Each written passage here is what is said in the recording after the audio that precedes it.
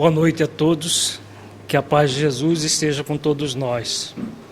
Na noite de hoje nós trabalharemos o nosso módulo 7 do curso Fora da Caridade Não Há Salvação, o trabalhador do serviço de assistência e promoção social espírita e o assistido. Nós utilizaremos para a nossa meditação na noite de hoje a parábola do bom samaritano. Nós vamos trabalhar essa parábola de uma forma completamente diferente da forma como nós estamos habituados dentro do movimento espírita. Nós trabalharemos dentro de uma visão transpessoal e aplicada ao movimento espírita. É uma explicação diferente porque nós vamos aprofundar nos símbolos que essa parábola nos remete. Nós, desde do nosso módulo 2, nós temos trabalhado as parábolas de Jesus e nós já colocamos aqui, vamos repetir, que é possível que nós, sempre através das parábolas, tenhamos diferentes formas de interpretação. Existem interpretações mais superficiais, mais literais das parábolas, e existem interpretações mais profundas. A nossa forma de entender é que quanto mais nós nos aprofundamos nos símbolos que as parábolas elas têm, mais nós vamos entender a mensagem que Jesus quis dizer. Não apenas naquele momento específico, aquele momento histórico que ele trabalhou aquela parábola, no caso aqui com o doutor da lei, mas a parábola sendo vista para o porvir da humanidade.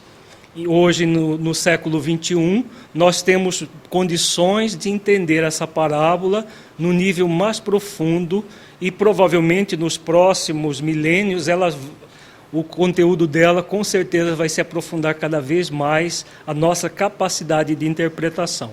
Então é dentro desse princípio que nós devemos nos ater ao conteúdo da parábola. Porque se nós formos no próprio trabalho do Serviço de Assistência e Promoção Social Espírita, essa parábola é muito estudada. Mas ela é estudada de um ponto de vista completamente diferente daquela que nós vamos ver hoje. A parábola está registrada em Lucas, no capítulo 10, versículos 25 a 37. Então, levantando-se, disse-lhe um doutor da lei, para o tentar: Mestre, que preciso fazer para possuir a vida eterna? Respondendo-lhe Jesus: que é o que está escrito na lei? Que é o que lês nela? Ele respondeu: amarás o Senhor teu Deus de todo o coração, de toda a tua alma, com todas as tuas forças e de todo o teu espírito, e a teu próximo como a ti mesmo. Disse-lhe Jesus: respondeste muito bem, faze isso e viverás. Mas o homem, querendo parecer que era justo, diz a Jesus: quem é o meu próximo? Jesus, tomando a palavra, lhe diz: um homem que descia de Jerusalém para Jericó, caiu em poder de salteadores, que o despojaram, cobriram de ferimentos e se foram, deixando-o semi-morto. Aconteceu em seguida que um sacerdote, descendo pelo mesmo caminho, ouviu e passou adiante. Um levita que também veio àquele lugar, tendo observado, passou igualmente adiante. Mas um samaritano que viajava, chegando ao lugar onde jazia aquele homem, e tendo-o visto, foi tocado de compaixão.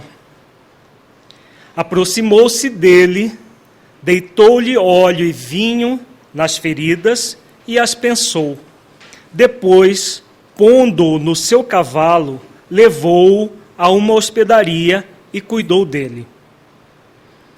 No dia seguinte, tirou 2 denários e os deu ao hospedeiro, dizendo: trata muito bem deste homem, e tudo o que despenderes a mais, eu te pagarei quando regressar.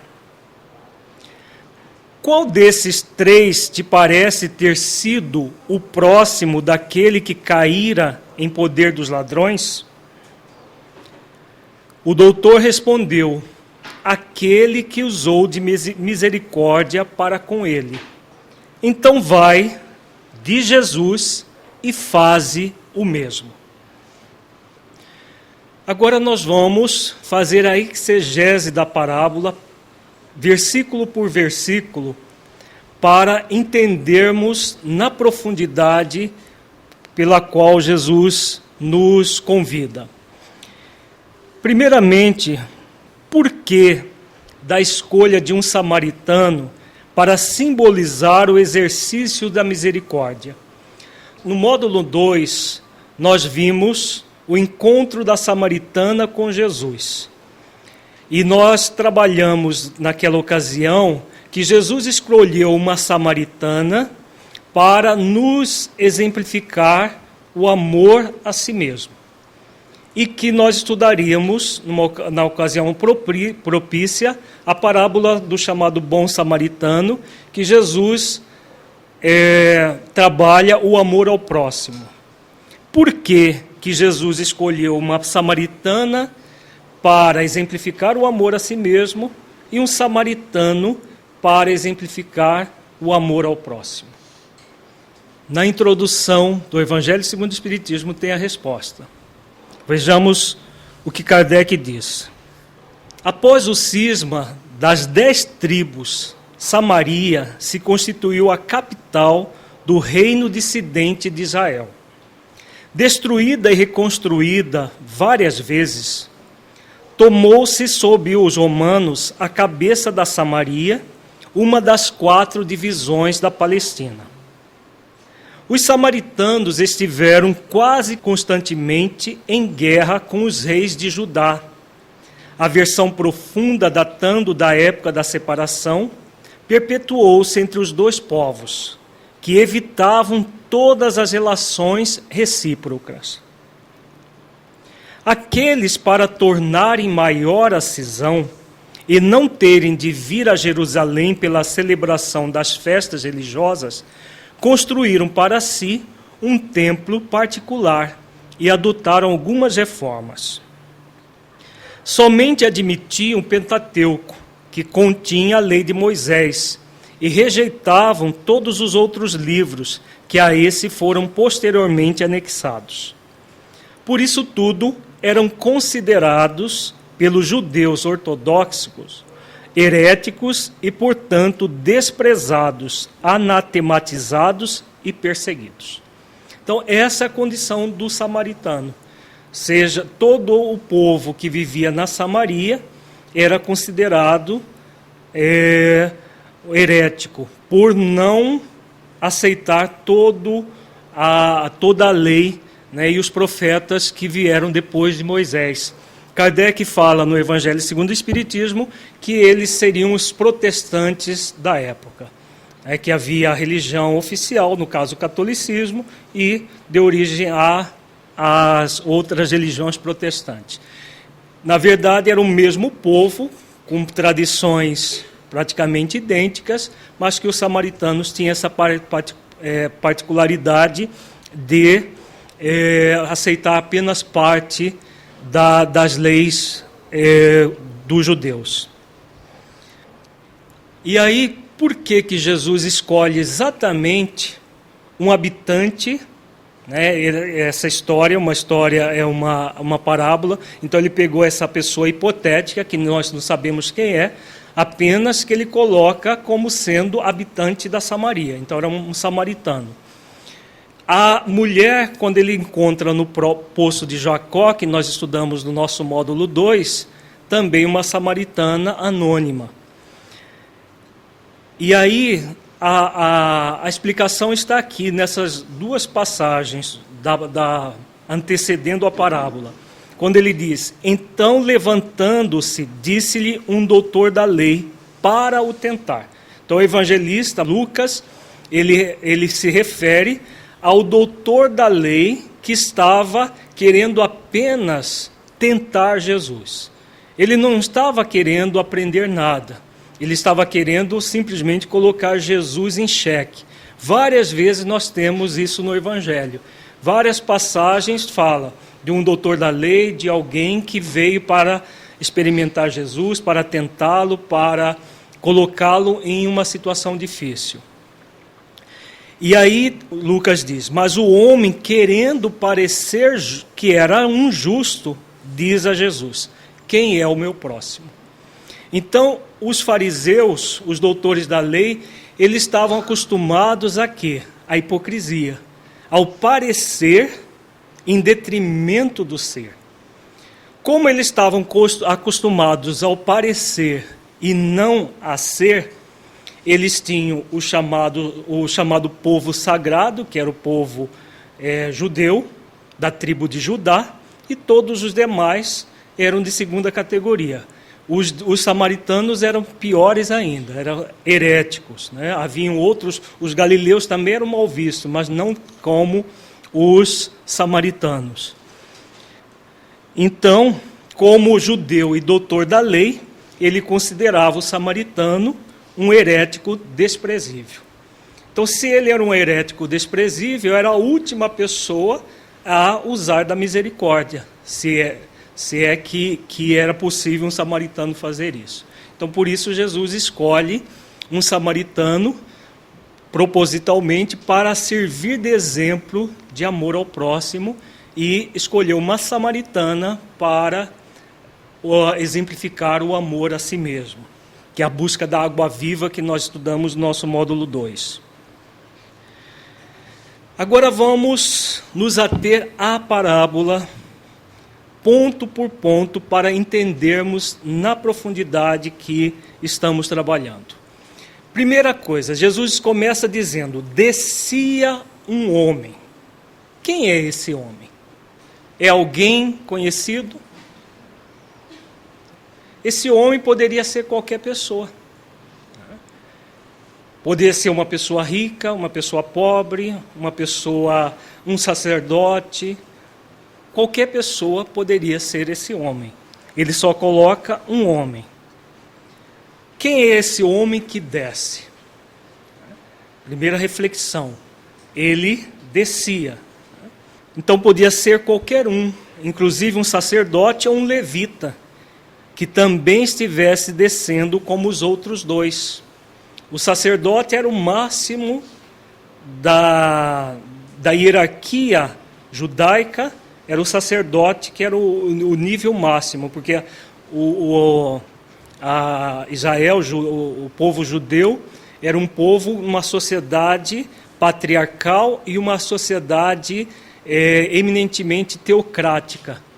Então, os sacerdotes faziam papel de juízes, faziam papel religioso, o papel de praticamente era a nata da sociedade, eram os sacerdotes que faziam parte. Os levitas eram descendentes de Levi, que tinham também o poder de interpretar a lei, mas ele era considerado um sacerdote de segunda categoria, de segundo escalão, vamos dizer assim. Então ele seria de segundo escalão, e os sacerdotes, que seriam os doutores da lei, esses tinham o privilégio de ensinar a lei e de julgar as pessoas, tinha o poder de vida e morte sobre as pessoas. Na passagem da mulher adúltera, nós vemos bem claro isso, né? Previa a lei que a mulher deveria ser apedrejada até a morte. E os fariseus, os doutores da lei, estavam prontos ali para cumprir a lei no papel. E Jesus coloca aquela frase célebre: atire a primeira pedra aquele que não tiver nenhum pecado. E todos saíram, com exceção da mulher e alguns discípulos que ficaram ali. Então, para para nós entendermos quem é o sacerdote, quem é o levita na parábola. Depois Jesus diz assim: descia um homem de Jerusalém a Jericó. Jerusalém e Jericó, duas cidades de Israel. Significado profundo. Jerusalém situa-se a 2.000 metros de altitude e Jericó, junto ao Mar Morto, está a 250 metros abaixo do nível do mar. Então, descia-se 2.250 metros para sair de Jerusalém para Jericó. Jerusalém era uma cidade sagrada para os judeus. Então, nós vimos lá naquela primeira fala de Kardec que os samaritanos construíram um templo para não ter que ir a Jerusalém nas ocasiões das festas que haviam.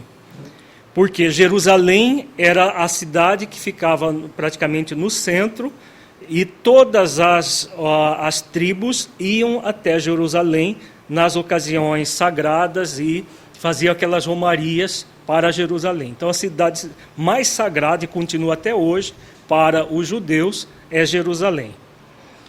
Jericó é uma cidade maldita. Ela foi maldita por Josué, está registrado no capítulo 6, versículo 26.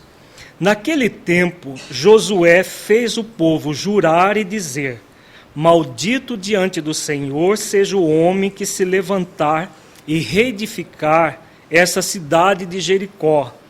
Com a perda do seu primogênito, lhe porá os fundamentos, e à custa do mais novo, as portas. Então foi uma previsão de Josué, que inclusive acabou acontecendo. Agora, o mais importante aqui não é esses dados históricos. Nós estamos colocando apenas para simbolizar Jerusalém, o sagrado, e Jericó, o maldito. Seria Jericó uma região de predomínio da inferioridade e Jerusalém, simbolicamente, de princípios superiores, mais espiritualizados. Agora vejamos o significado profundo, transpessoal, de descer de Jerusalém para Jericó. Essa descida representa o afastamento do sagrado que existe dentro de nós, em nossa essência divina. Quando nós estudamos a parábola dos dois filhos, Jesus fala que o filho mais novo vai para terras longínquas. Lembram disso? Vai para terras longínquas, simbolizando o afastamento da casa paterna, o afastamento da própria essência divina. Descer de Jerusalém para Jericó seria algo semelhante, simbolicamente falando. Então, é escolher um nível mais baixo de consciência, que nós chamamos de egóico, em vez de um nível mais elevado, um nível essencial. Então, descer de Jerusalém para Jericó significa buscar as questões mais egóicas da vida, egoísticas, egocêntricas.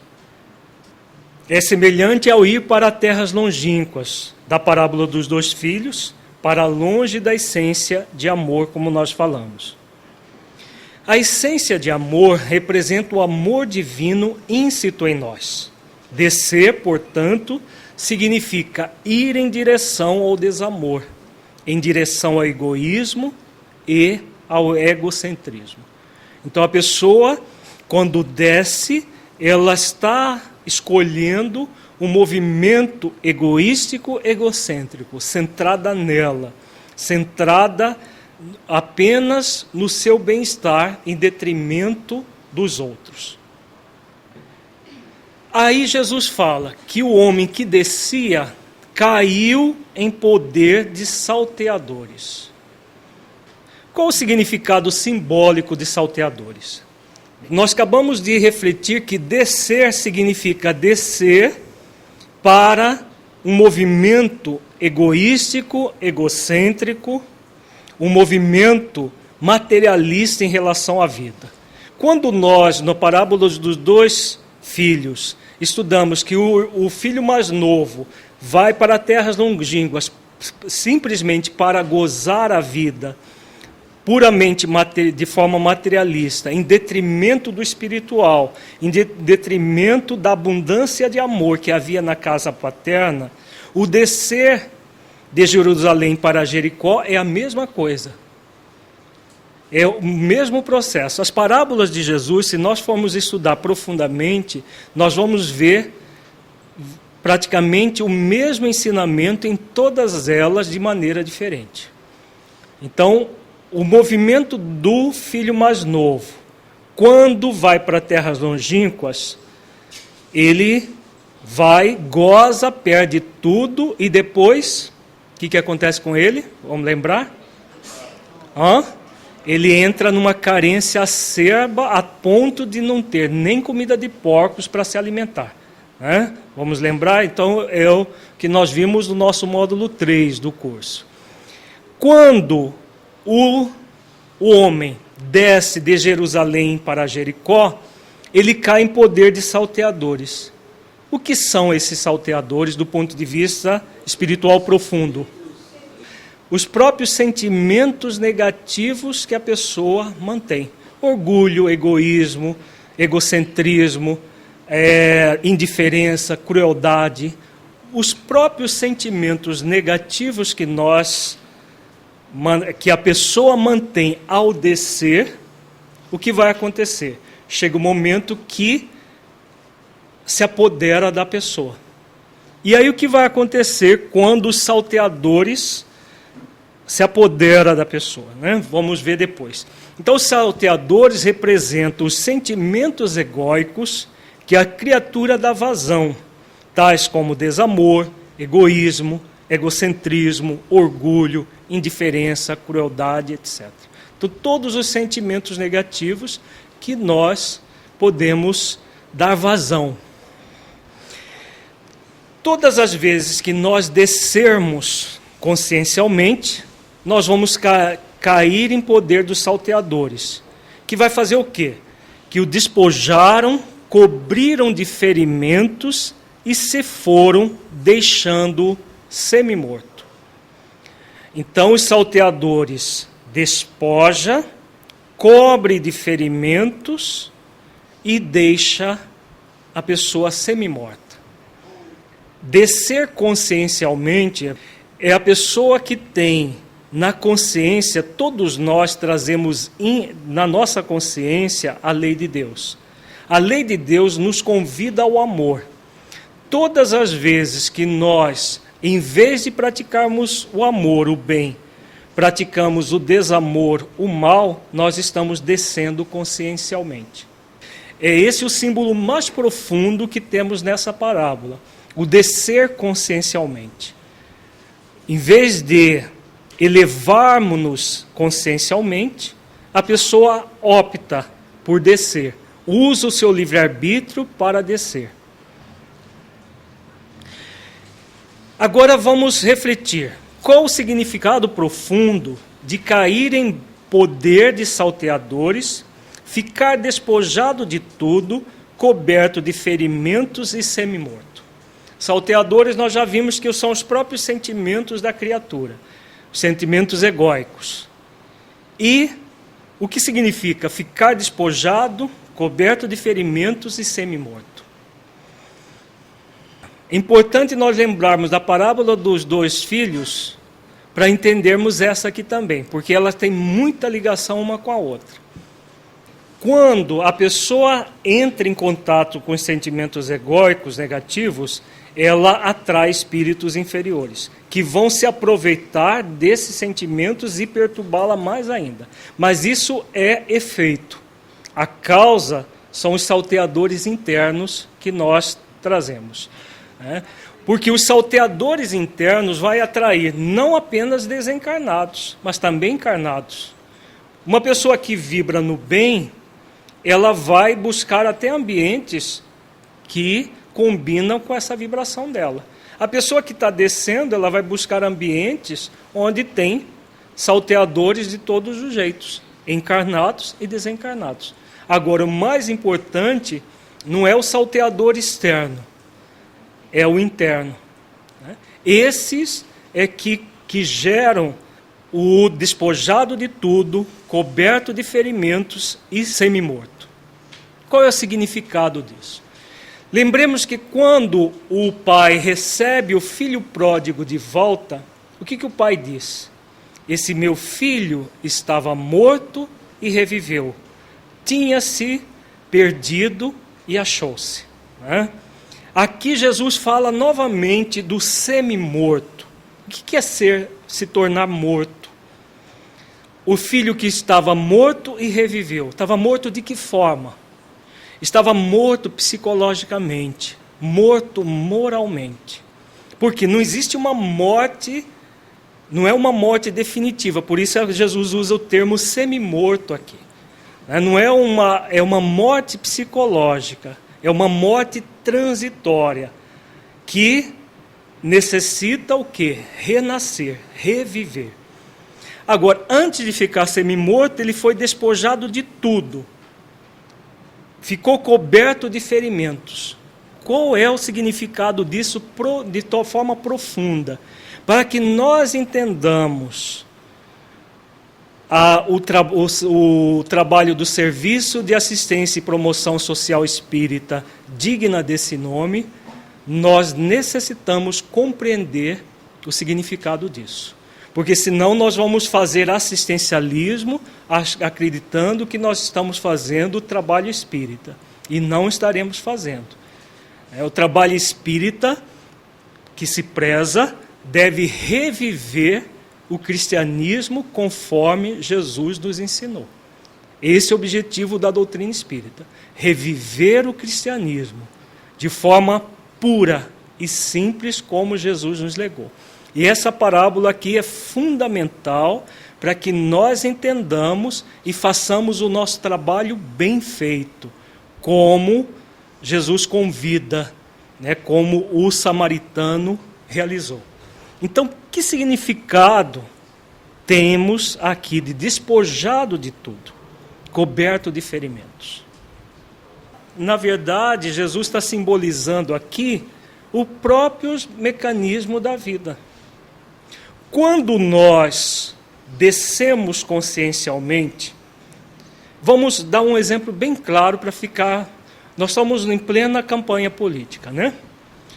Então vamos pegar um político desses profissionais que se candidata a um cargo público simplesmente para desviar dinheiro público de escolas, de hospitais, do povo de um modo geral. O que ele está fazendo? Ele está descendo consciencialmente, não está? Ele está descendo de Jerusalém para Jericó. Porque quem é que nasce para surrupiar dinheiro público do povo? Ninguém nasce para fazer isso. A pessoa escolhe, é o mau uso do livre-arbítrio. Todos nós podemos. Agora, como dizia Paulo, nem tudo nos convém. Então nós podemos fazer isso. Qualquer pessoa, qualquer um de nós pode fazer isso. Agora não nos convém. Por quê? Ele faz isso, ele desce de Jerusalém para Jericó. Ao descer de Jerusalém para Jericó, vai ter um momento que cedo ou tarde ele vai cair em poder dos salteadores. Esse próprio movimento egoístico, egocêntrico, que é o cultivo dos salteadores, vai chegar um momento em que ele vai entrar em contato com a realidade nua e crua. Não vai? Qual é esse momento? Para aquele que está descendo de Jerusalém para Jericó. Tem o momento do plantio e tem o momento da colheita, não tem? Então a pessoa que passou a vida toda descendo de Jerusalém para Jericó, nem sempre ele vai colher na mesma existência. Acontece de colher na mesma existência? Acontece casos, mas é muito pouco. A maioria vive debochando da sociedade, vive aí no bem bom, né? Em todas as áreas da nossa sociedade moderna, na época de Jesus, eram os sacerdotes, os levitas, que viviam por cima da carne seca, como se diz, né, popularmente. Hoje nós temos políticos, juízes e outros mais vivendo à custa de toda a sociedade. Nem sempre eles vão chegar no momento consciencial na atual existência. Mas o que vai acontecer necessariamente com todo mundo? O quê? Colher o quê? Em que momento? No momento da desencarnação. No momento da desencarnação, nós vamos voltar para o mundo espiritual. De que forma? Da forma como nós cultivamos os valores. Se nós passamos a vida inteira descendo de Jerusalém para Jericó, como volta uma pessoa assim? Como mendiga, espiritualmente falando. Quem passa a vida toda subindo de Jericó para Jerusalém, usando as duas cidades como símbolo, chega no mundo espiritual rico. Mesmo que passou por uma pobreza extrema, mas chega no mundo espiritual rico. O contrário não é verdadeiro. Hoje mesmo nós estávamos vendo no jornal que aquele banqueiro que foi extraditado recebeu na prisão lagosta e aquele peixe como salmão. Ele está lá preso, mas comendo lagosta e salmão. Pode acontecer isso, subornar as autoridades que são venais e que se vendem? Pode. Agora, o que acontece com uma pessoa que está descendo de Jerusalém para Jericó, mesmo dentro da prisão? Né? Volta para o mundo espiritual mendigo de luz. Né? Então nós vimos aquele versículo que Jesus fala: andai enquanto tendes luz, para que as trevas não vos apanhem. Lembra que nós estudamos isso? Acho que no módulo 4 do nosso curso.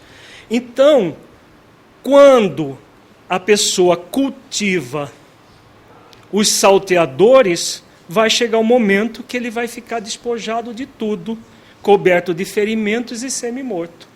Então, aquele que passou a vida inteira descendo de Jerusalém para Jericó, que horas que ele vai ser despojado de tudo? Na hora da verdade. No mundo espiritual, ninguém leva o dinheiro que ganhou aqui ilicitamente. Não vai ter caviar, não vai ter lagosta, não vai ter salmão no mundo espiritual para aquele que não construiu isso, subindo de Jericó para Jerusalém e não descendo de Jerusalém para Jericó. Então, esse é o significado disso. Vejamos aqui. Quando descemos pelos caminhos do desamor, cultivando o egoísmo e o orgulho egocêntrico, cedo ou tarde vamos cair em poder dos salteadores. Esses mesmos sentimentos que irão nos despojar, ferir e nos deixar semi-mortos. Como fomos criados para praticar o amor, a solidariedade, a caridade e outras virtudes, todas as vezes que descermos consciencialmente e praticarmos ações centradas no desamor, egoísticas e egocêntricas, vai chegar o momento em que, conforme a lei de causa e efeito, seremos despojados dos recursos que adquirimos de forma egoística. Então, a lei de causa e efeito é essa lei. É uma lei divina. Ninguém foge dessa lei. Podemos fugir das leis humanas, subornar autoridades para comer até salmão e lagosta na prisão. Agora, a lei de causa e efeito é impossível de nós ludibriarmos. Toda causa tem um efeito. Se a causa é boa, o efeito é bom. Se a causa é má, o efeito é mau. Isso é a lei. Os ferimentos representam os sentimentos de culpa e remorso resultantes da consciência maculada pela prática do desamor, que nos deixam semi-mortos, isto é, mortos psicologicamente, até que resolvamos por reviver. Então ficou claro aqui, gente, quando nós não cumprimos com a lei de Deus que está na nossa consciência, lembremos questão, qual é a questão do Livro dos Espíritos que fala isso? Questão 621. Não é importante o número da questão, mas o teor dela. O que fala essa questão? Onde está escrita a lei de Deus? Qual é a resposta? Na consciência, né? Então, todas as vezes que nós descemos de Jerusalém para Jericó, o que nós estamos fazendo? Nós estamos indo contra as leis divinas, que estão na nossa consciência. Porque o descer de Jerusalém para Jericó simboliza o uso do livre-arbítrio na prática do desamor, do egoísmo, do egocentrismo. Então, todas as vezes que nós fazemos isso, o resultado é uma mácula na nossa consciência.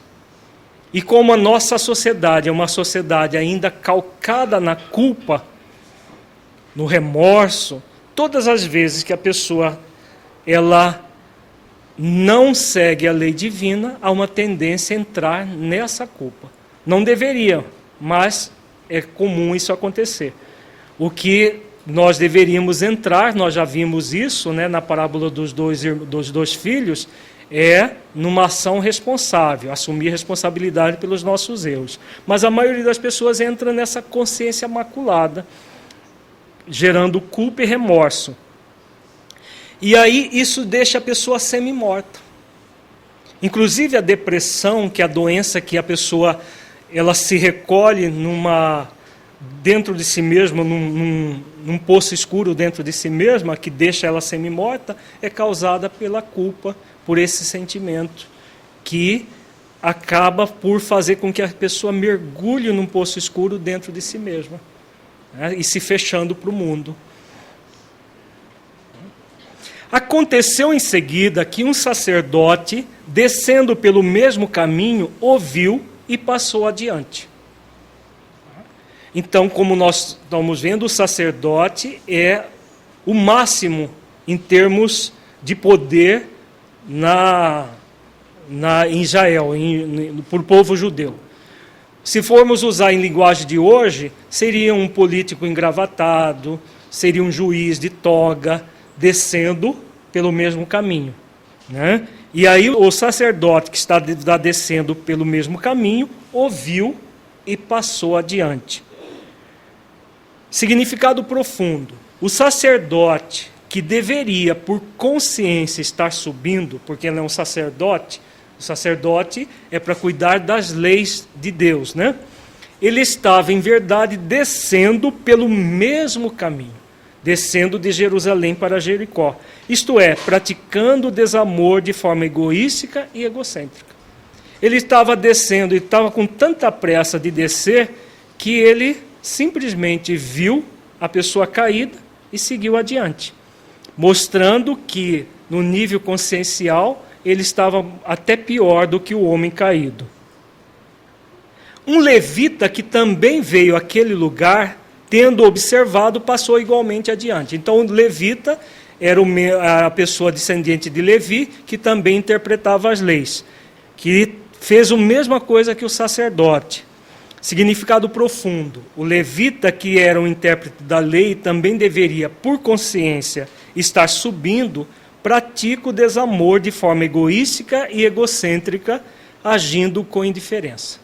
Então ele age da mesma forma que o sacerdote. Então Jesus pega esses dois símbolos, sacerdote e o levita, que seriam os postos máximos para o povo judeu.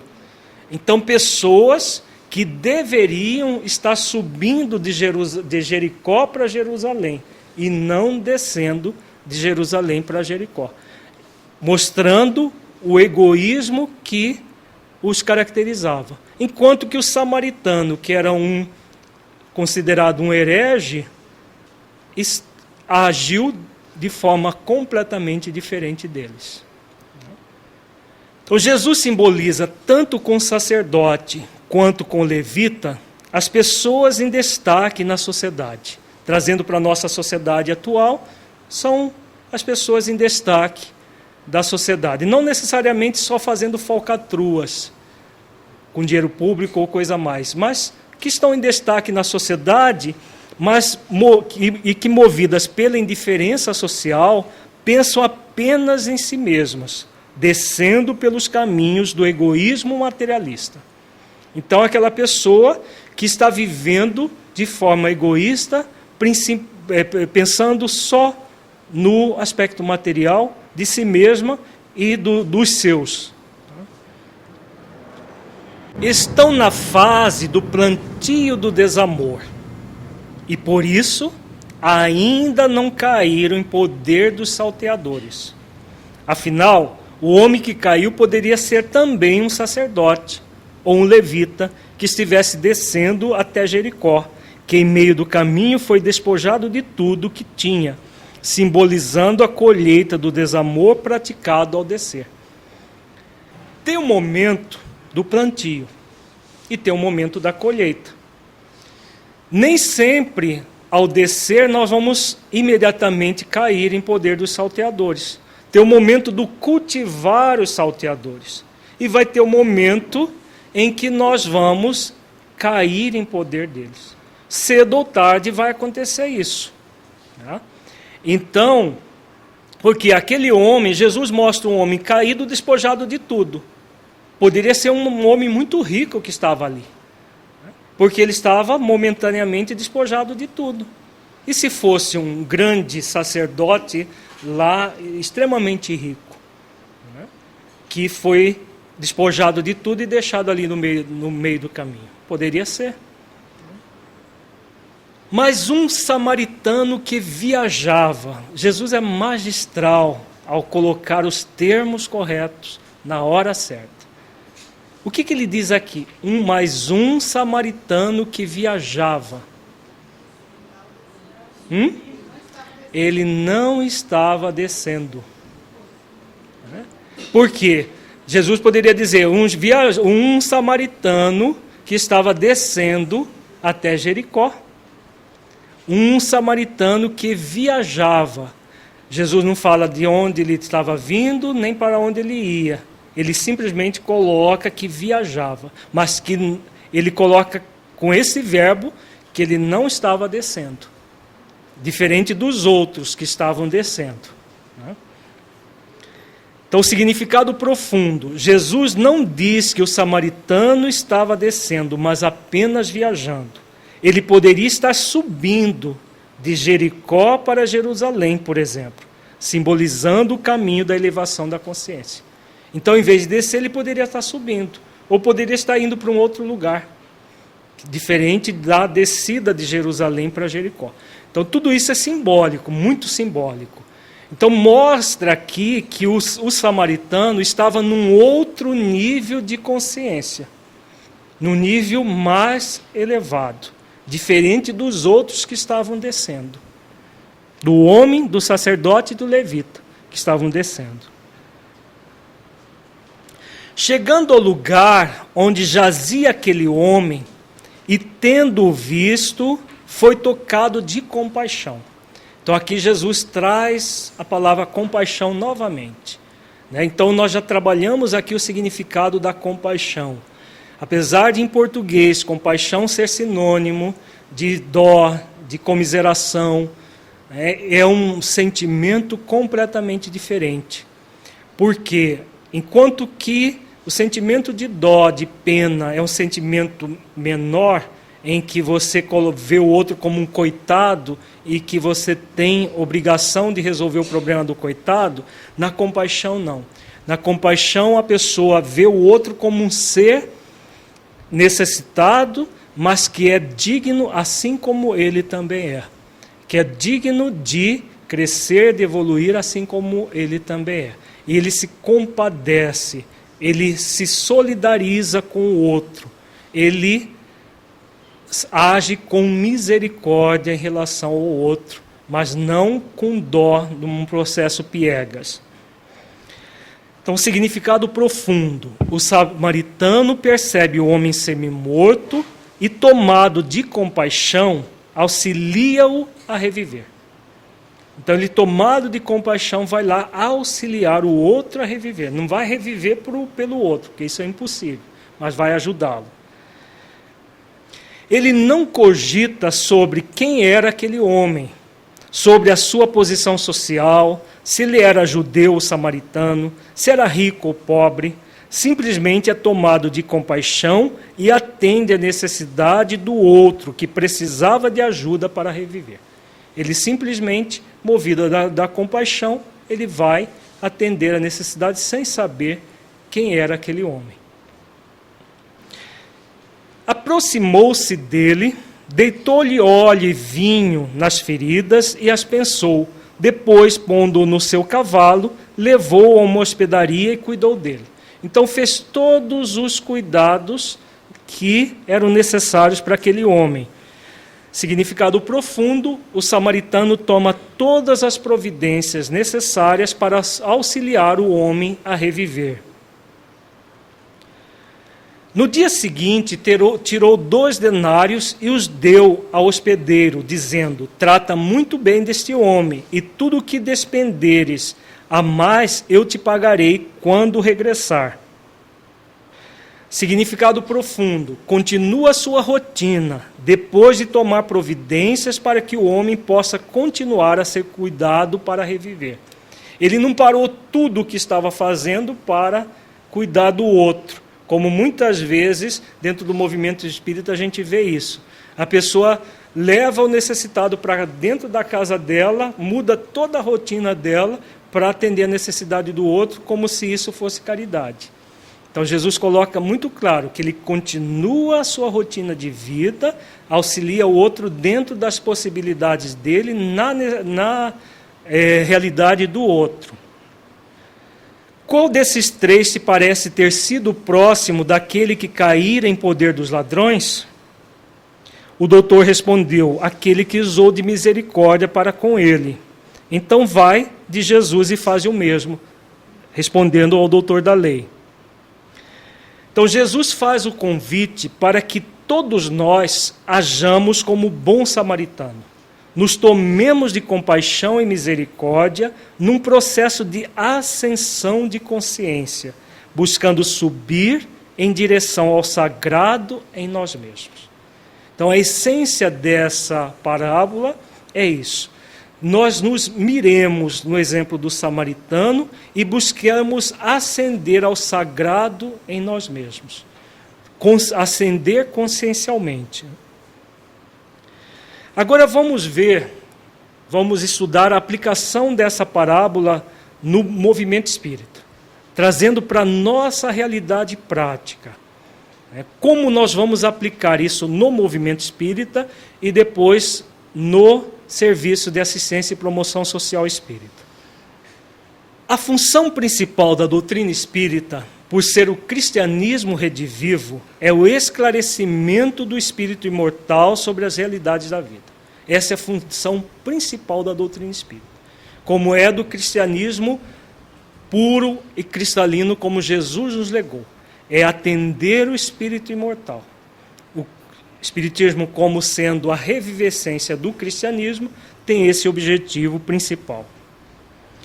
Fundamental é esclarecer aqueles que estão descendo simbolicamente de Jerusalém para Jericó, sobre a necessidade de ascensão consciencial em direção ao amor e ao bem. Então, todos aqueles que estão descendo de Jerusalém para Jericó, simbolicamente falando, necessitamos de quê? De tomar consciência e ascender para ascender. Então, ascender, subir, para acender a luz dentro de nós. Lembrando aquele versículo: andai enquanto tendes luz, para que as trevas não vos apanhem. Então, acender a luz só é possível através da ascensão. Não, ascender para acender a luz. Então, existem 3 grandes tarefas que o movimento espírita irá fazer para que esse mistério aconteça. Essa ascensão, esse movimento de subir consciencialmente de Jericó para Jerusalém. Então vejamos quais são as 3 tarefas. Primeira, o trabalho de autoesclarecimento do próprio trabalhador do bem, para que possa ascender consciencialmente de Jericó para Jerusalém, de modo que se torne um bom samaritano. Nós só poderemos dar aquilo que temos. Ninguém dá aquilo que não tem. Então, para que nós possamos atender o caído, só é possível se nós ascendermos, consciencialmente, nos tornando bons samaritanos. Porque senão nós vamos passar do largo, nós vamos passar de lado como o sacerdote e o levita fez. Então, relendo o livro Boa Nova de Emmanuel, que é um livro também maravilhoso, Boa Nova de Emmanuel, não, de Humberto de Campos. É um livro que fala das passagens de Jesus e as orientações que Jesus dava para os apóstolos do círculo de apóstolos, era sempre do trabalho interior. Aquilo que acontecia fora era sempre consequência. Todas as histórias abordam esse trabalho interior de autoesclarecimento, de autoaperfeiçoamento, de autotransformação. Sem isso, sem essa autotransformação, é ilusão nós acharmos que nós vamos ajudar o nosso próximo. Verdadeiramente. Nós poderemos fazer filantropia, como nós temos falado desde o primeiro módulo do nosso curso. Poderemos fazer filantropia, o bem aos outros. Mas se esse bem não nos transforma, não nos torna pessoas mais esclarecidas e bons samaritanos, usando o símbolo da parábola, esse bem gerará aquele mérito, como nós vimos a história da Otília Gonçalves no módulo passado. É meritório fazer o bem aos outros? Sim. Só que é um bem parcial. Porque se esse bem não transforma o trabalhador do bem numa pessoa melhor, a pessoa pode ser até socorrida depois que desencarna, como aconteceu com Otília Gonçalves. Mas ela não estará bem consigo mesma. Porque o bem consigo mesmo é resultado desse primeiro trabalho fundamental dentro do trabalho do bem. É a própria transformação. Lembrando da parábola dos 2 filhos, é o voltar para a casa do pai para assumir o posto de trabalhador do bem. Esse voltar para casa é ir ao encontro da própria essência. Isso é fundamental. É isso que nos alimenta a alma. Somente essa primeira tarefa que gerará efetivamente as 2 outras tarefas. Vejamos quais outras 2.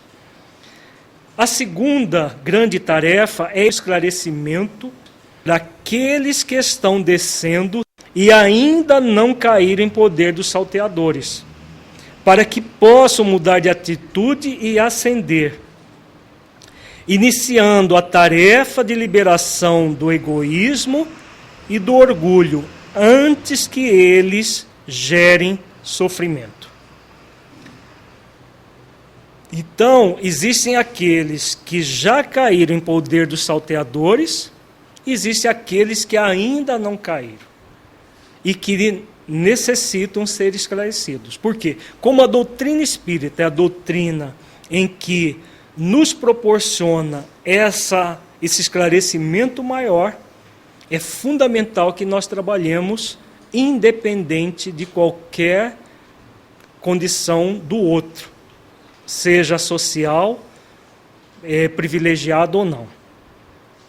Então, como a doutrina espírita é a religião da fé raciocinada, é de suma importância que hajamos como bom samaritano e nos tomemos de compaixão por todos, sem distinção de classe social, para que sejam esclarecidos sobre a dinâmica da vida.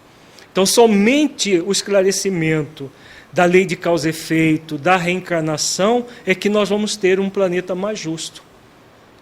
As injustiças sociais existem por quê? Porque existem aqueles que estão descendo. A grande maioria das pessoas estão descendo e ainda não caíram em poder dos salteadores. Existe uma minoria que já caiu em poder dos salteadores, estão colhendo aquilo que plantaram. O esclarecimento das verdades espirituais são fundamentais para que todos tenham oportunidade de ascensão, especialmente aqueles que estão vivendo egoística e egocentricamente, para o mundo como se fossem seres humanos, em detrimento dos seres humanos que são. Então, esse esclarecimento que a doutrina espírita favorece, né, é fundamental. Por isso, a divulgação da doutrina, de todos os meios possíveis, é uma tarefa gigantesca para todos nós. Principalmente a divulgação através do nosso próprio exemplo de transformação, em criaturas melhores. A terceira grande tarefa é o trabalho de esclarecimento daqueles que desceram e já caíram em poder dos salteadores, que os deixaram semi-mortos para que possam reviver e ascender. Então, tem aqueles que ainda não caíram e tem aqueles que já caíram. É essa a grande tarefa do Serviço de Assistência e Promoção Social Espírita. Então, a grande tarefa é essa, daqueles que desceram, caíram em poder dos salteadores e hoje estão despojados de tudo. Já passaram pelo mundo espiritual, despojados de tudo, e hoje estão reencarnados, despojados de recursos, às vezes até para se alimentar.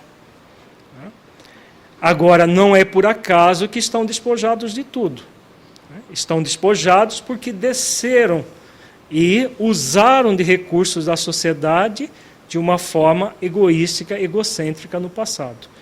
Então, nesse modo, nós estamos trabalhando a parábola do bom samaritano. No módulo seguinte, nós vamos trabalhar a parábola do semeador, para trabalhar profundamente a nossa relação com essas pessoas, os perfis de pessoas que nós vamos encontrar no trabalho do Serviço de Assistência e Promoção Social Espírita, para que nós não entremos no movimento de querer salvar o outro, mas façamos a nossa transformação e ajudemos o outro a fazer o mesmo. Então, essa é a grande tarefa do Serviço de Assistência e Promoção Social Espírita.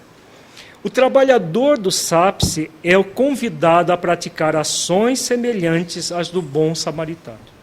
Então, ele vai ser convidado a fazer esse papel. Claro que ele só fará esse papel de bom samaritano se começar com aquele item 1. O trabalho da transformação interior para que possa realmente sentir o bem dentro de si mesmo. Porque se ele não sente o bem dentro de si mesmo, ele fará filantropia. Fazer filantropia é fácil. Basta vir aqui todo sábado, nós faremos filantropia. Ajudaremos muita gente. Agora, fazer o trabalho como bom samaritano é necessário ascender consciencialmente e trazer o bem para dentro de nós. Agora vejamos a aplicação da parábola do bom samaritano no SAPSE, no Serviço de Assistência e Promoção Social Espírita. Nós já vimos de forma geral, vimos o movimento espírita e agora vamos ver diretamente no Serviço de Assistência e Promoção Social Espírita.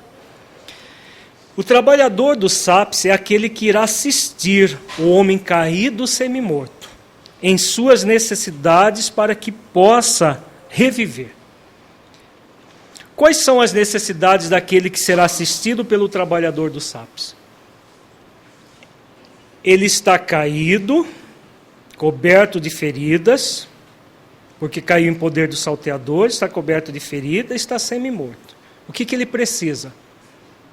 Se reerguer, reviver, né? Então a necessidade maior dele qual é? Do arrependimento, Que mais? Qual é a maior necessidade dessa pessoa? Esse reviver é o quê? Tomar consciência do seu estado e poder ascender. Então é algo material?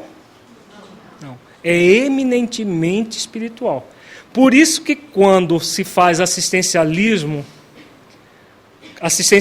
é, vamos distribuir cestas básicas para famílias carentes? Vamos. E aí, distribuímos cesta básica, fazemos sopa. E aí, o trabalho é espiritual, porque a gente abre uma página, o caso do Evangelho segundo o Espiritismo, faz uma leitura xoxa, depois uma prece mais xoxa ainda, pronto, fizemos um trabalho espiritual. Fizemos? Desse nível que nós estamos trabalhando aqui, jamais. Né? Porque esse trabalho assistencialista é semelhante à esmola, que o que nós vimos no módulo 1 do curso. Ele não transforma ninguém, nem quem dá, nem quem recebe. Porque não está fazendo com que a pessoa que está passando pela necessidade, que está caído, semi-morto, possa se reerguer e reviver.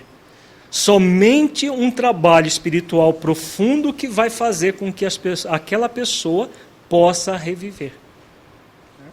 E aí, no movimento espírita, muitas vezes a gente vê pessoas dizendo assim, não, mas a gente não pode falar de reencarnação, não pode falar de lei de causa e efeito, não pode porque vai chocar as pessoas. E aí nós colocamos a candeia embaixo do alqueire, porque vamos chocar as pessoas. E aquela possibilidade da pessoa se iluminar com a luz crística, nós colocamos por questões preconceituosas nossa mesmo, colocamos a candeia embaixo do alqueire e não colocamos as verdades espirituais e fazemos assistencialismo. Mesmo quando nós fazemos trabalhos, por exemplo, de profissionalizante. Não, aqui a gente faz trabalhos profissionalizantes, a gente promove as pessoas, elas têm uma profissão e vão melhorar socialmente. É um trabalho materialista como outro qualquer. O SENAC faz isso muito bem, muito melhor do que nós. O SENAI, todas essas instituições fazem isso muito melhor que nós. Então, o trabalho espírita digno desse nome é o trabalho que vai fazer com que a pessoa ascenda e ascenda. Ascender, levantar. E acender a luz. E aí entram os princípios básicos da doutrina que nos ilumina a vida. Se ilumina, é bom para nós, por que não é bom para aquele que está sendo atendido? Vamos manter a pessoa na ignorância porque ela é de outra religião, porque ela é de... Se está numa atividade espírita, e a atividade espírita é o cristianismo redivivo, nós vamos ficar presos a preconceitos de outras religiões cristãs que deturparam o conhecimento que Jesus nos ensinou.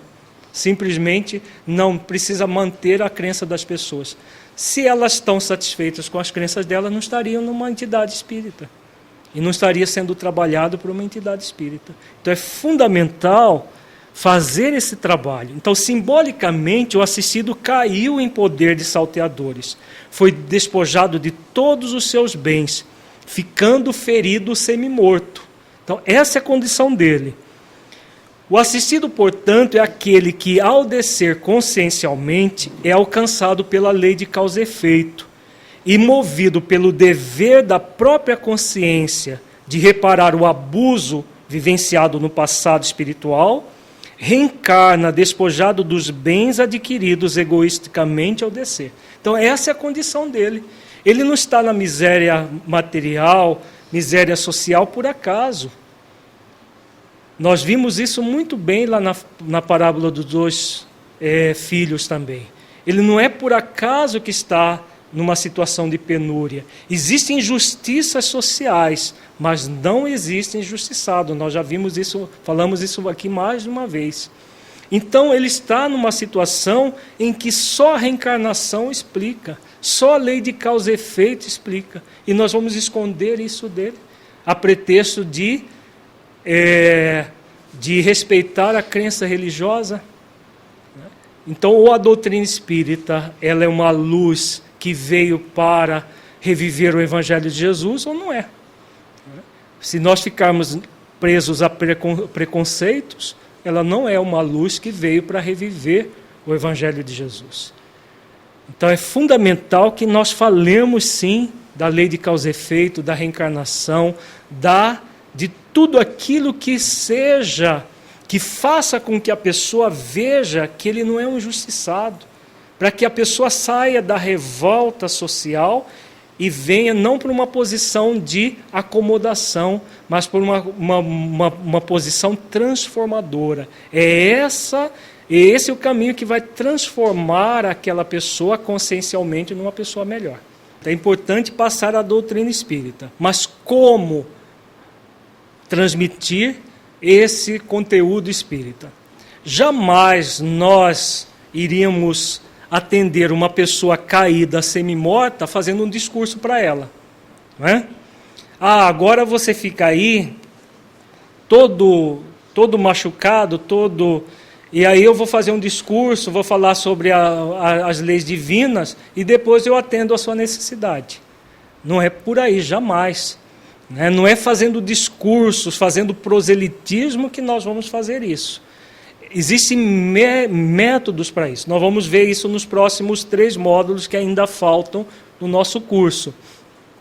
De forma bem prática isso, como trabalhar de uma forma eficiente e eficaz. O próximo módulo nós trabalharemos a parábola do semeador e nos 2 últimos nós vamos trabalhar isso na prática. O importante não é evitar colocar a candeia embaixo do alqueire. É colocá-la no candeeiro para iluminar. A forma como nós vamos fazer isso é uma forma de atender a necessidade integral daquele homem que está caído simbolicamente. Então nós vamos passar primeiro por onde? Vejamos aqui. A sua principal necessidade é curar as feridas e voltar a reviver. Portanto, uma necessidade puramente espiritual. A principal necessidade é curar as feridas, porque ele está caído, despojado de tudo e ferido. Então necessita curar as feridas. O trabalhador do SAPS é aquele que vai colocar óleo e vinho e pensar as suas feridas. Qual é o significado desse símbolo? Colocar óleo e vinho e pensar as suas feridas. É com discurso? É simplesmente chegar, vamos reunir as pessoas aqui e vamos falar de lei de causa e efeito. Hoje nós vamos dar uma aula de lei de causa e efeito para vocês. Vocês estão assim sofrendo por causa disso. Nós estaríamos colocando óleo e vinho nas feridas dessas pessoas? Ou nós estaríamos colocando ácido nas feridas delas? Nós estaríamos colocando ácido. Não é dessa forma que você vai fazendo discursos ou colocando o dedo na ferida e dando a cutucada ali que você vai ajudar. É colocando óleo e vinho e pensar as feridas. Pensar é fazer toda a asepsia para que ela se cure. Como que é isso na prática, hein, gente? Acolhimento, afetividade, que mais? Quais são as feridas? Vamos lembrar? Sentimento de culpa, sentimento de remorso. Isso faz com que a pessoa ela se sinta como? Ela se sinta indigna. Lembremos lá da indignidade do filho mais novo. Se ela se sente indigna, qual é o nosso papel ao colocar óleo e vinho e pensar as feridas? É mostrar para a pessoa que ela traz a luz dentro dela. Ela é digna. Ela merece o amor. Ela merece ser amada, se amar e ser amada. Que ela merece isso tudo. Isso que é colocar óleo e vinho e pensar as feridas. Em vez dela se sentir indigna, uma pessoa que está recebendo uma esmola, ela está recebendo aquilo que é da dignidade dela. Como filho de Deus, ela momentaneamente está assim, mas ela está aqui para ascender, para reviver. Então, esse é o papel principal nosso. Não é o material, é o espiritual que você dá associado ao material. É o se dar ao outro. Por isso que todo o processo começa com si mesmo. Começa com o autoaperfeiçoamento. Porque nós só vamos oferecer isso se nós nos dermos. Senão a gente faz filantropia.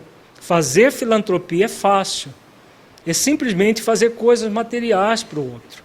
Agora, fazer caridade, a essência da caridade passa pela transformação do trabalhador num bom samaritano. Então, como é ser o bom samaritano? Aquele que ele trabalha a própria autoestima, o autoamor, a autodignidade e auxilia o outro a fazer o mesmo.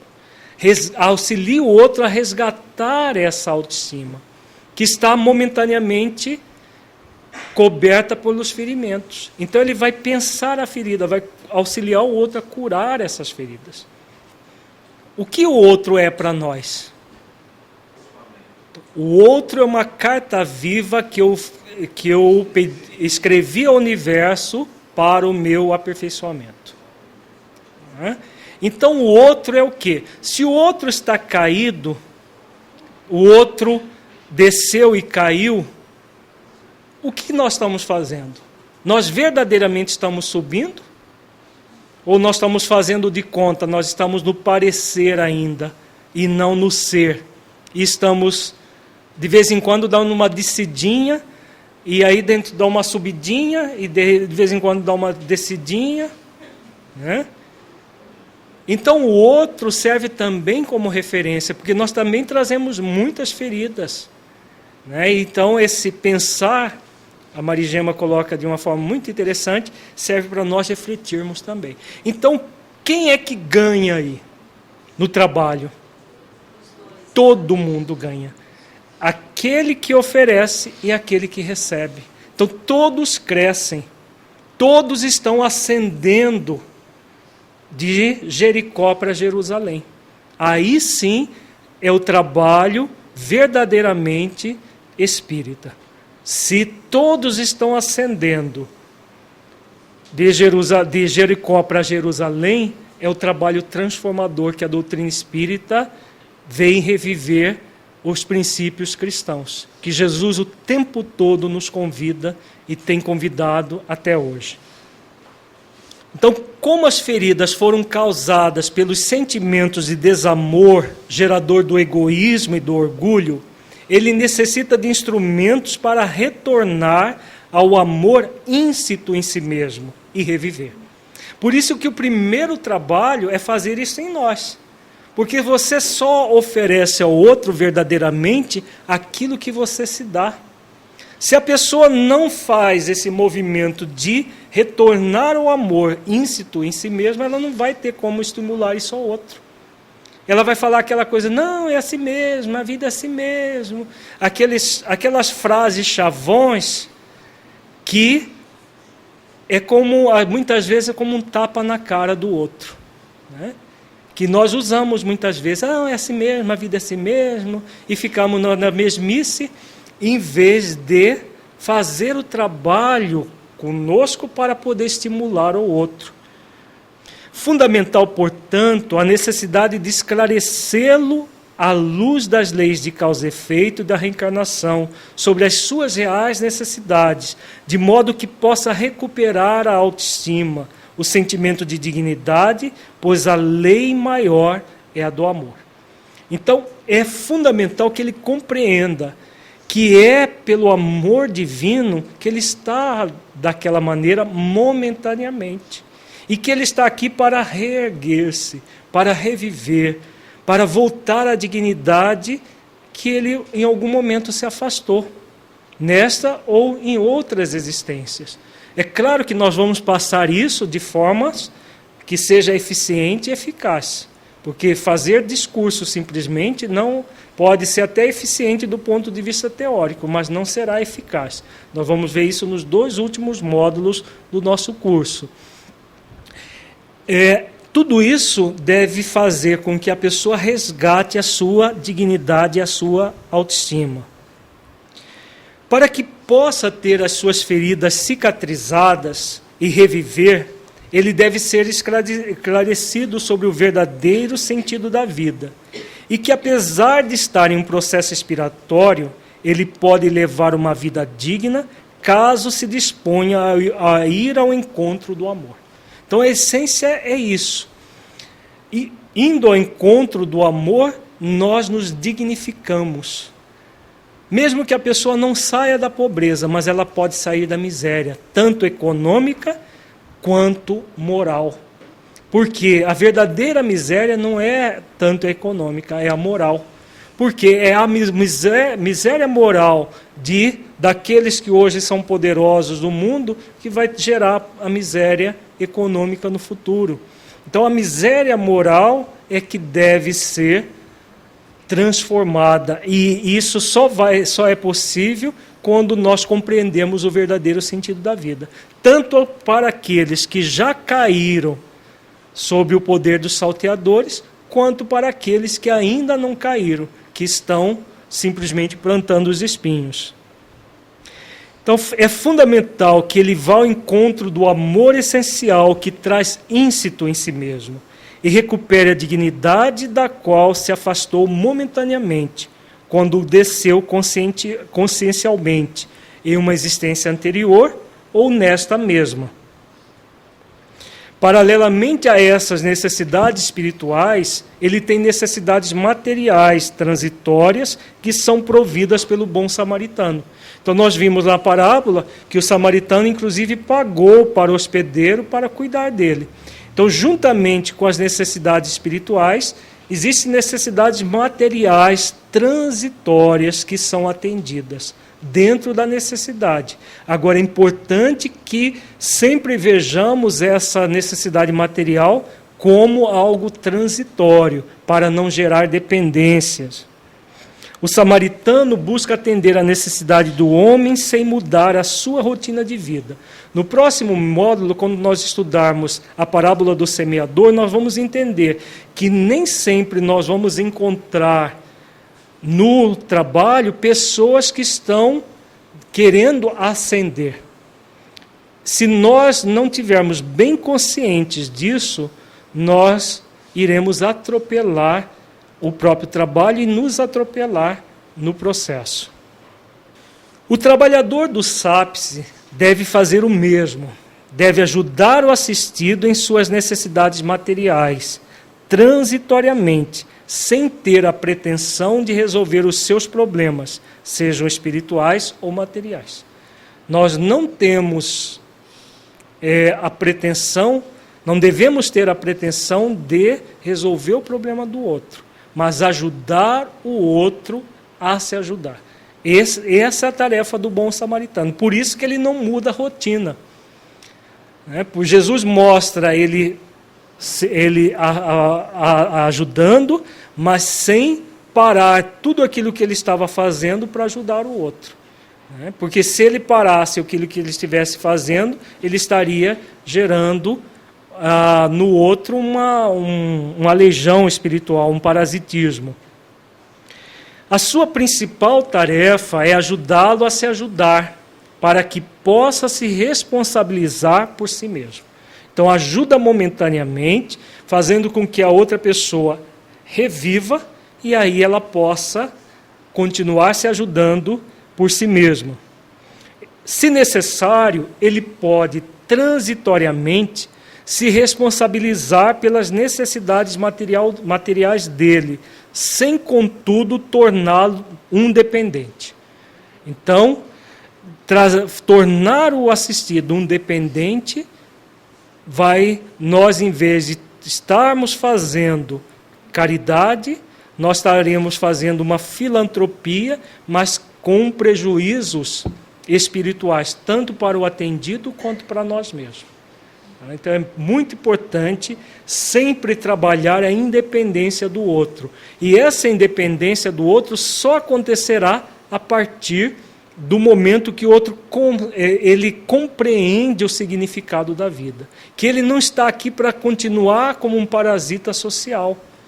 Porque se o assistido, ele simplesmente ele troca de posição, porque os que estão hoje desviando dinheiro público, o que eles estão fazendo? Estão parasitando a sociedade, não estão? Se amanhã eles ficarem independentes de dinheiro público ou não, eles não estarão, em termos conscienciais, na mesma posição? Estarão ou não? Na mesma posição. Só que saiu da posição ativa de parasitismo para entrar numa posição passiva de parasitismo. Então, a dependência é exatamente essa troca.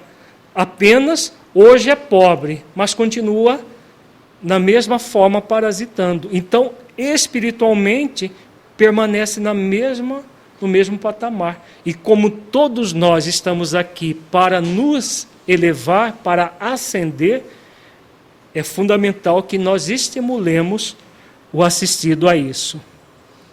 Então, a principal tarefa do SAPSE é, portanto, atender às necessidades espirituais do assistido, dando condições para que ele possa reviver e ascender, juntamente com o atendimento de necessidades materiais transitórias.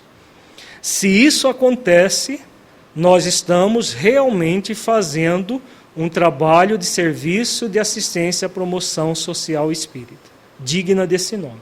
Se isso não acontece, nós estaremos fazendo assistencialismo, nós estaremos fazendo com que o outro permaneça no mesmo patamar evolutivo. E será muito triste, tanto para nós quanto para o outro, quando nós nos defrontarmos frente a frente, depois de desencarnados, e percebermos que estamos no mesmo patamar. Seja aquele que ajudou, seja aquele que foi ajudado. Então, quando nós tomamos consciência de que a ajuda principal é a nossa elevação interior, de Jericó para Jerusalém, auxiliando o outro também a se elevar de Jericó para Jerusalém, aí o processo realmente é o trabalho do Serviço de Assistência e Promoção Social Espírita. Então, a questão do assistencialismo, nós vimos isso bem no módulo 1, é uma questão mais de ansiedade de consciência, um desconhecimento do que significa fora da caridade não há salvação, e aí as pessoas dão simplesmente coisas materiais e fazem uma caricatura de um trabalho espiritual, que é a leitura do Evangelho e uma prece que se faz, e fala que isso é trabalho espiritual, né? E que nunca foi. Na verdade, é um trabalho de filantropia. Se alguém que está passando fome recebe um prato de comida, é meritório, vai aplacar momentaneamente a fome? Vai. Né? Uma família que está na miséria recebe uma cesta básica, que dure uma semana, está se fazendo filantropia com aquela família. Mas a fome principal não será saciada. E se a fome principal não é saciada, né, que essa fome de transformação, essa fome como Jesus dizia, né, o pão e a água que mata a sede definitivamente, o pão que mata a fome definitivamente, essa não é oferecida. Essa só vai ser oferecida se nós fizermos o trabalho do bom samaritano, né, pensando as feridas, né, e ajudando o outro a reviver.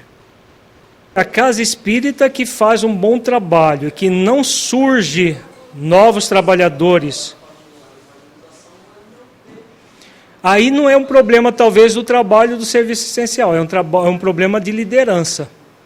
Então é uma dificuldade da liderança de formar novos trabalhadores. Então é necessário que a liderança reflita por que não está chegando novos trabalhadores, ou por que que aqueles que se aproximam da casa não se tornam trabalhadores. Então é uma dificuldade de liderança que cabe aos líderes refletirem para poder modificar.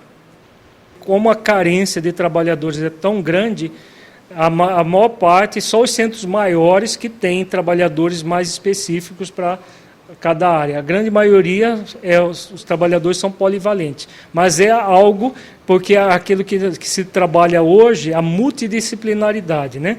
Quanto mais polivalentes nós formos, melhor para o trabalho e melhor para nós mesmos. Então, concluindo, né, o nosso intuito nessa reflexão profunda da parábola do bom samaritano é que nós mergulhemos em nós mesmos para podermos, aquele primeiro princípio, aquela primeira tarefa, nós só realmente estaremos bem num trabalho se nós fizermos esse processo de autoesclarecimento e de autotransformação à luz do trabalho do bem. Porque aquilo que nós fizermos fora será consequência dessa ascensão consciencial de Jericó para Jerusalém que nós fazemos dentro de nós. Aí sim, nós crescemos. O trabalho é aquele fator dinamizador que nos muda a vida para melhor. E aí o trabalho do bem se faz dentro de nós e fora de nós por consciência, né, por consciência de si, cada um trabalhando a consciência de si mesmo. No próximo módulo nós trabalharemos a parábola do semeador. Também é uma parábola fundamental para nós compreendermos a essência do serviço de assistência e promoção social espírita. Em termos práticos, ela é até mais necessária nós entendermos do que esta de hoje. Porque em termos práticos, nós vamos trabalhar os perfis psicológicos que Jesus utiliza na parábola do semeador. E são essas pessoas com esses perfis que nós vamos encontrar no nosso trabalho do bem. E se nós tivermos plena consciência de quem nós vamos encontrar e como nós vamos nos portar frente a isso, a esse encontro, nós vamos trabalhar bem as nossas possibilidades, nos tornando semeadores de amor. Essa é a função principal do trabalhador do bem. É o semeador do amor e não o colhedor. Muitas vezes nós queremos ficar no trabalho querendo colher frutos. Não é nossa função, nós vamos ver bem isso